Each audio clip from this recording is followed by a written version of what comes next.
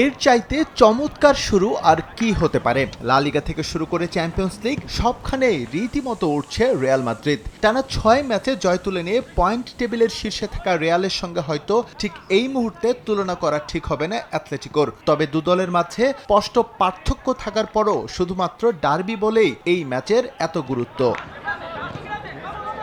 Madrid ডার্বির ইতিহাসের শুরু থেকে আধিপত্য রিয়াল মাদ্রিদের, সেই ধারাবাহিকতা রাখার প্রত্যয় নিয়েই মাঠে নামবে আলোনসো বাহিনী। দলে আছে কিছু ইনজুরি সমস্যা, তবে তাতে খুব একটা সমস্যা হচ্ছে না মাদ্রিদের রাজার। টিমের জন্য সুখবর, ইনজুরি থেকে ফিট হয়ে ফিরছেন চুয়ামিনি। তবে হ্যামস্ট্রিং চোট থাকায় কিছুটা শঙ্কা আছে ভিনিসিউসের খেলা নিয়ে।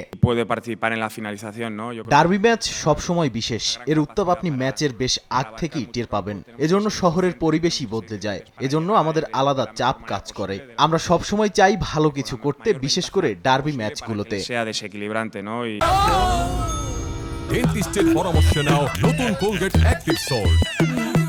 গেল মৌসুমের মাদ্রিদ ডার্বিও শুরু হয়েছিল অ্যাথলেটিকোর ঘরের মাঠ মেট্রোপলিটানো থেকে। সেই ম্যাচে ড্র করা রোহি ব্ল্যাঙ্কোস বার্নাবিতেও এসে রুখে দিয়েছিল রিয়ালকে। তবে এবার প্রেক্ষাপট ভিন্ন। ষষ্ঠ রাউন্ড শেষ হতে না হতেই পার্থক্য স্পষ্ট হয়ে উঠেছে দু দলের মাঝে। তাই খুব একটা উচ্চাশা রাখছেন না কোচ দিয়েগো সিমিওনে। আমি অতীত নিয়ে ভাবছি না, আমি বর্তমানে ফোকাস করতে চাই। এটা বলতে দ্বিধা নেই, এই রিয়াল মাদ্রিদ আগের তুলনায় আরো শক্তিশালী। তারা টানা ৬ ম্যাচ জিতেছে এবার লিগ শুরু হওয়ার পর থেকে। আমরা কেবল চেষ্টা করে যেতে পারি, তবে আশা হারাচ্ছি না।